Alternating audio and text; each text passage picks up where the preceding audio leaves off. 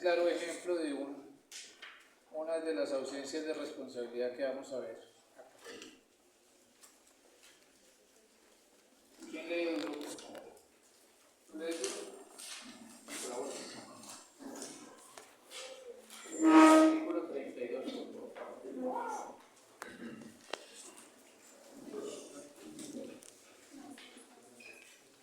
¿Qué dice?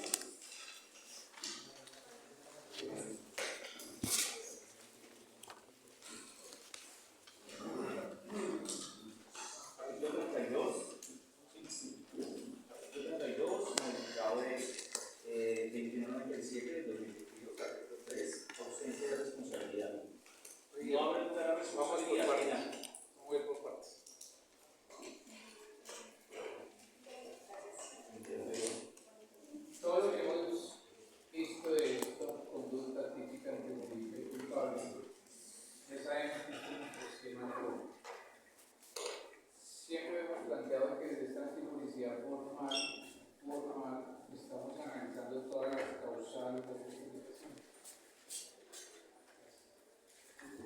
Y estas causales de justificación no las encontramos en el código,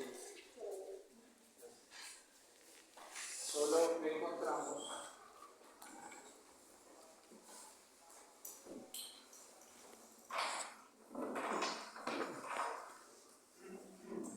en el artículo 32. Pero dentro del artículo 32 se llama ¿cómo? Ausencia de responsabilidad. Ausencia de responsabilidad. Para que sepan desde ya, las causales de ausencia de responsabilidad van desde el primer artículo hasta el quinto que está ahí. Esas que van del 1 al 5, del 1 al 5 se consideran causales de ausencia de responsabilidad. Las que van del 5 en adelante son causales de justificación. Ahora sí, en causales de ausencia de responsabilidad, el numeral primero ¿de qué trata? En los eventos de caso fortuito o fuerza mayor. Sencillo, es el primero. Caso fortuito, ya lo sabemos, o fuerza mayor. ¿Qué sabemos? Toda conducta que bajo una circunstancia de fuerza mayor, de caso fortuito, se presente, pues va a tener una ausencia de responsabilidad. Fuerza mayor, ya sabemos todo lo que desencadena la naturaleza. Que un huracán, que un remolino, que una circunstancia tal vez de terremoto. Eso es una circunstancia propia de la naturaleza. Que usted me vendió un lote. Al venderme ese lote, yo construyo en el lote y se me muere la familia. Yo respondo penalmente por eso.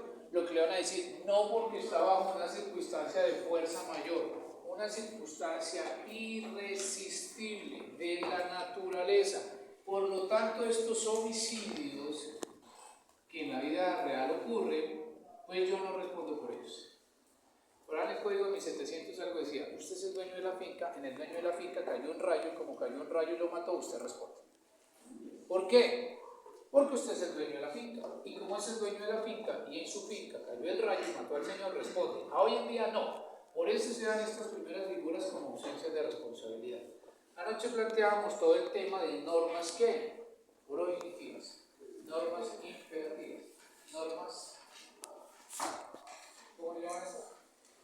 Permisivas. Ahora, estas normas permisivas van a decir, lo que me prohíbe por un lado la norma, lo que me impone la norma, ahora me da la gabela y el chance para decir cuándo lesiono un bien jurídico. ¿Qué me interesa de esta naturaleza? Toda circunstancia que vulnere, viole, lesione un bien jurídico tutelado por causa de fuerza mayor, no le va a interesar al derecho penal. Por eso, al derecho penal se llama que como esto no me interesa, se llama última ratio. ¿Qué es la última ratio? La última ratio es a lo último que se llega en el derecho penal. El derecho penal es lo último donde se llega. Por eso hay una gran pregunta, es, ¿el derecho penal penal está para proteger los bienes jurídicos de las personas? La respuesta es no. No. El derecho penal es el patito feo. Los penalistas somos el patito feo. ¿Por qué? Porque el derecho penal entra cuando el bien jurídico ya está lesionado. ¿Sí me van a entender? Como el derecho penal entra cuando ya está lesionado, va a decir, yo entré derecho penal porque usted tuvo que agotar todo esto.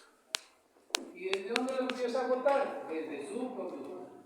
Que fue por acción, listo, ya lo tenemos. Que fue por omisión, ya sabemos todo este cuento de omisión propia, omisión impropia, omisión por omisión. Circunstancias de esta naturaleza, nada. Si son circunstancias de causales de ausencia de responsabilidad, fuerza mayor, bajo este entendido, entra la última ratio, que es el derecho penal, no me interesa, no es relevante, por lo tanto hay una ausencia de responsabilidad. Importante aclarar algo. ¿Hay alguna diferencia entre caso fortuito y fuerza mayor? Sí. Mira lo que voy a decir. Ojo lo que voy a decir acá. Para la doctrina hay diferencia. Para la jurisprudencia de nosotros no. La Corte ha dicho, no me interesa si esto es caso fortuito o esto es caso fuerza mayor. Porque se centraba uno en discusiones como las siguientes. ¿Cuándo es caso fortuito? Pues cuando hay de una manera que se instrumentaliza al hombre. Se comete una conducta cuando una circunstancia de la naturaleza me instrumentaliza. Punto. Entonces va a decir, ¿cómo suena esa vaina? Sencillo. Pues, no sé, hubo una manifestación, hay una huelga, obviamente hay unas normas permisivas, pero también dice que el Transmilenio no puede abrir las puertas acá. Está prohibido. Pero como hay una circunstancia de caso fortuito, porque la huelga no estaba aquí pronosticada en esa situación, él abre las puertas. Al abrir las puertas, todos salen allí en estampida y ponen a la señora de edad por delante y la matan. Pasan todos por encima. ¿Responderían penalmente? No, porque hay una circunstancia de caso fortuito que generó la lesión a un bien jurídico y por lo tanto en esa circunstancia este caso fortuito va a decir usted de una u otra manera no lo tenía aquí previsto. ¿Y por qué dice la Corte no voy a entrar si es caso fortuito o fuerza mayor o una disyuntiva? ¿Qué dice ahí? ¿Caso fortuito o fuerza mayor o caso fortuito y fuerza mayor? ¿Qué dice la Corte? Nada. ¿Por qué? Porque me dicen, si usted la fuerza mayor es algo imprevisible, mientras que en el caso fortuito es previsible. ¿Sí me hago entender? Fuerza mayor, imprevisible. Un huracán, imprevisible. Un terremoto, imprevisible. Pero ¿cuál era la pregunta de eso? Doctor, entonces, si va a caer un meteorito o el estado del tiempo, ¿yo puedo prever eso o no lo puedo prever? Y entonces, ¿por qué está el fenómeno de la niña, el fenómeno del niño? ¿Por qué está Y en ese orden van a decir, yo sí puedo pronosticar que, por ejemplo, el otro mes va a ser un mes de lluvias. Y si va a ser un mes de lluvias, pues yo me voy a alistar porque va bien todo este tema. ¿Y qué planteaban acá? No me interesa. Para la doctrina hay diferencia. Para nuestra Corte, para nuestro sistema nacional no hay diferencia. El meteorito que va a caer, no me importa. Llámelo caso fortuito, llámelo fuerza mayor. Lo que me interesa es que si se dan estas circunstancias como última ratio en el derecho penal, hay una ausencia de responsabilidad. ¿Claro hasta ahí? 2. ¿Cuál es el otro? Se actúe con el consentimiento válidamente emitido por parte del titular del bien jurídico, en los casos en que se pueda disponer del mismo. Viene el segundo, ausencia de responsabilidad, y es algo de esto.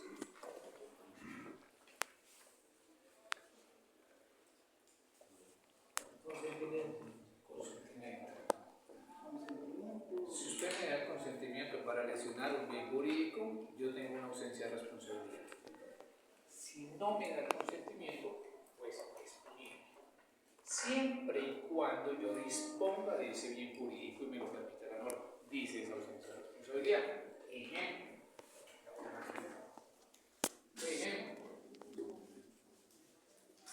Si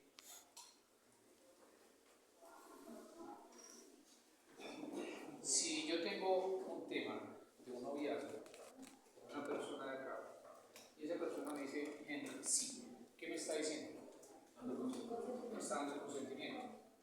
Pero si yo a esa persona le digo, ahora, vamos porque tanto a ti como a mí nos gusta todo el tema, no sé, del masoquismo, toda esta vaina. Me gusta que me den con la correa, me gusta que me peguen con todo este tema. ¿Puedo generar una lesión en ella? Sí. ¿Pero hay consentimiento? Sí. Porque si ella me dice, hágalo, lo permito, yo estoy dando mi consentimiento. Ah, pero ¿qué pasa si yo lo hago sin su consentimiento? Bueno, me van a decir un momentico. Por eso los delitos sexuales, por ejemplo, sus bienes jurídicos dicen, la menor de 14 años dio el consentimiento. Si dio el consentimiento, puede autodeterminarse y por lo tanto está en una ausencia de responsabilidad. Si no dio el consentimiento bajo ese entendido, pues se entiende viciado. Que alguien me va a decir, ¿yo puedo alegarlo allí? No, por su condición de menor voy a alegar mejor ese consentimiento acompañado de un error. ¿Sí me hago entender? Pero en este caso, ¿por qué nos quirófanos o cuando usted va al médico le dice firme el consentimiento? ¿Tiene relevancia? Claro, porque hay una compensación de culpas. Y esa compensación de culpas es un riesgo permitido. Y si es un riesgo permitido, lo que usted va a decir, una cosa es que como riesgo permitido usted dé el consentimiento y otra cosa es que usted como profesional tenga una mala praxis. Si usted ejerce una mala praxis, sale del ámbito del consentimiento. ¿Sí? Y en ese orden de diga, ahora sí es punible. ¿Por qué? Porque usted va a cometer o un homicidio o unas lesiones personales a título de culpa. ¿Por qué a título de culpa? Porque fue negligente, porque fue imprudente, porque tuvo inobservancia de los reglamentos, etc. Pero en ese orden de diga, ¿tiene el consentimiento? Sí. Se le murió. Pues mire, yo tomé todas las medidas de esa circunstancia. Revisé historia clínica, la mandé al internista, le hicieron exámenes, estaba todo dentro del parámetro. Yo no estaba tomado, yo tengo mis certificaciones como médico, como cirujano, es decir, estoy al día. Cualquier cirujano en mi posición, ¿le hubiese podido pasar eso?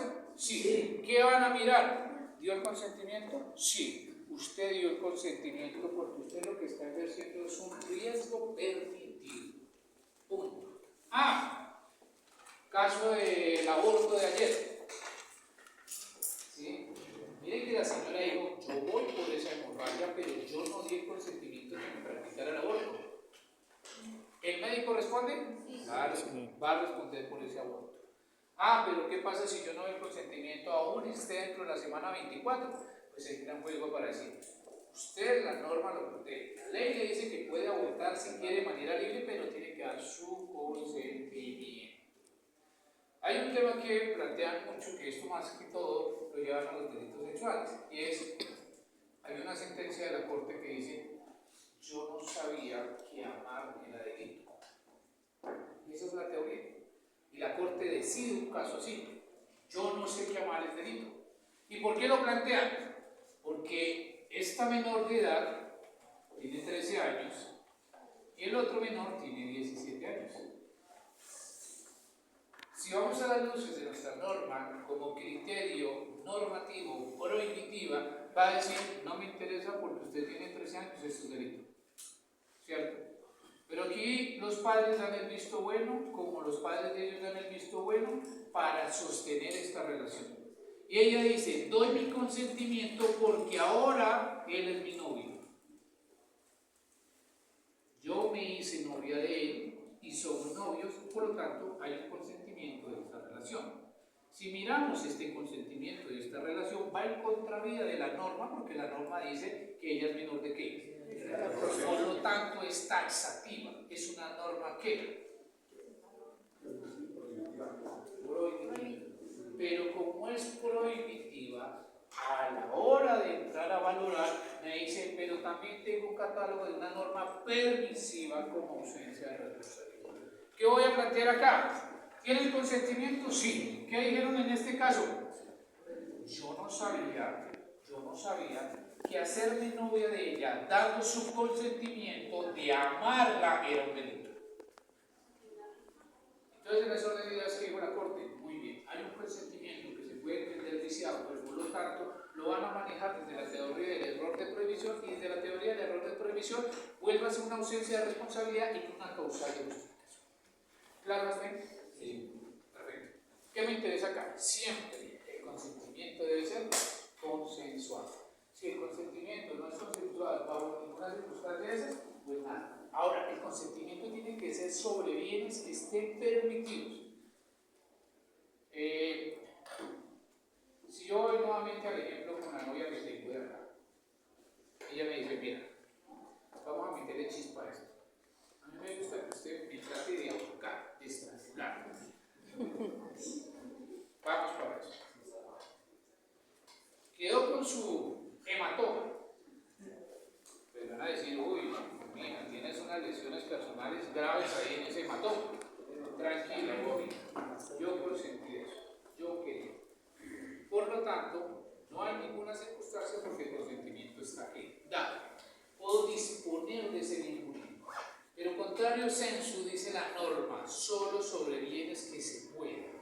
Yo puedo ir a decirle, por allá mi amigo es Tommy, le entrego el arma, máteme. Estoy dando mi consentimiento para que él me mate, Tommy, hágalo. Tuve una noticia fuerte anoche, no tengo circunstancias porque me golpeó demasiado. Tommy acabe con mi vida, máteme. ¿Usted me mata? ¿Puedo disponer de este bien jurídico? No. ¿Por qué? ¿Por qué no? Porque esto es un bien jurídico de personalísimo nivel. Es un bien personalísimo, es un bien inalienable, innegociable. Por lo tanto, no puedo disponer de él. Si él me llega a causar una circunstancia de muerte y él va a decir que yo di el consentimiento, lo que van a decir allá es siempre y cuando que disponga de él mismo. ¿Él puede disponer? No, la norma hay ciertos bienes que no lo dejan. ¿Qué pasa entonces? Yo le digo, pues te invito a mi casa y tengo mi biblioteca y entonces usted me dice, ¿me puedo llevar este libro? Y me quiero llevar el libro y yo tengo conocimiento que me llevo el libro y yo le digo, pues llévese el libro. Y resulta que el libro, no sé, era de los favoritos de Pérez Barrera de Dolo Eventual. Y entonces yo digo, se llevó mi libro de Pérez Barrera de Dolo Eventual. Y ese tomo me valió mucha plata conseguirlo. ¿Lo puedo denunciar a él después por un abuso de confianza? No. Si yo voy a ese hurto agravado por la confianza, lo que me van a decir, usted dio consentimiento sobre ese bien y si lo puede dar. Entonces tengan presente esa situación para determinar de que el consentimiento es una ausencia de responsabilidad. ¿Claro hasta ahí? Siempre y cuando disponga de ese bien. Eso es otro tema porque entra en un estado de necesidad. ¿Por qué la eutanasia? Porque entonces si yo en ese tema estoy sufriendo, estoy padeciendo una enfermedad grave, estoy padeciendo sufrimientos, y cuando a mí me dicen que yo debo vivir bajo un ambiente sano, y no estoy viviendo en un ambiente sano, y no tengo un mínimo vital, y no tengo una calidad de vida, prefiero morir. ¿Cómo lo hago? ¿Acudo a dónde? A entregarle al Estado a través de unos médicos que me digan, aplíqueme la eutanasia, le entrego mi vida pero estoy sufriendo, descanso más que me maten y no que me mantengan muerto. Por eso ya me varía. La eutanasia es una circunstancia para trasladar un estado de necesidad en ese orden de ideas disculpante a un tercero que está autorizado en cumplimiento de derecho. Tercero, vamos para allá. Se obra en estricto cumplimiento de un deber legal. Mírenlo ahí, mis ejemplos. Cumplimiento de un deber. Eso es un claro ejemplo de cumplimiento de un deber. ¿Puedo disponer de ese bien jurídico? No. Tengo que estar autorizado. Tengo que determinar que efectivamente ya pasé por la junta médica, ya le dije que el diagnóstico, ya me dieron, aplique la eutanasia, siga los procedimientos, los protocolos y las guías. Punto. Porque yo le puedo decir al médico, doctor, sencillo, ¿usted para qué se especializó su carrera? ¿Cuál es su función como médico? Entonces esa función suya desnaturaliza toda la circunstancia para plantear que usted está en cumplimiento de ese deber. Pero ¿qué va a decirle el médico? Sencillo. Si bien es cierto, yo tengo una circunstancia desde el objeto de mi profesión para salvar las vidas, ahora hay una circunstancia puntual de incumplimiento de un deber para que esa persona descanse en paz. Es una responsabilidad digna. Morir también se quiere que esté dignamente ligado a la vida. ¿Qué quiere decir ello? Es que mi amigo está en cumplimiento de deber. Punto. Ni su intendente, mire, tome, vaya a esa captura. ¿Qué es eso? ¿Qué está haciendo? Pues está reteniendo a una persona, estoy cumpliendo un deber que me impone la norma. Y esta norma, pues en este caso está representada por un operador judicial, que ese operador judicial está revestido de una función pública representando al Estado y usted tiene que cumplir. Vaya, cumpla la situación. ¿Qué pasa si yo no lo hago y yo miro esa circunstancia y decir, hermanito, tienes una orden de captura, vete? Pues entra en juego una serie de conductas punibles de mi funcionario. Porque si mi funcionario omite su función, pues le van a decir, comete un prevaricato tanto por acción como por omisión. Pero si se cumple que por ahí dice, es que le ofreció plata. Entonces, si hay un ofrecimiento, una dádiva, ya entró en un tema de una conclusión. No, pero sí se la entregó, entonces entró en un cohecho propio.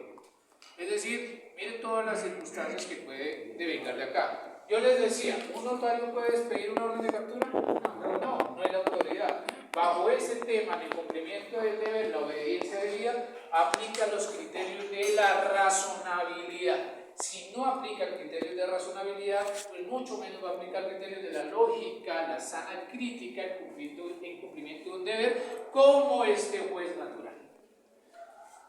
Sencillo. Para esta y la que sigue, la base es un criterio de razonabilidad.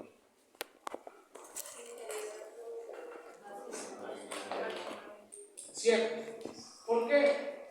Porque si me decretan ilegal la captura y yo duré guardado el fin de semana en la UBI, pues yo voy, salgo y denuncio a mi amigo por supuesto. Porque digo, mire, me tuvo allí un fin de semana secuestrado y su captura fue ilegal. Un juez de la República no le dio legalidad a ese procedimiento. ¿Usted qué va a decir? Un momentico. Yo cumplí porque hay una orden. Hay un número de la orden. Identificó a una persona con su número de cédula, sus características. Era para vincularla a un proceso. Yo cumplí con mi cometido. Yo hice lo que me tocaba a mí.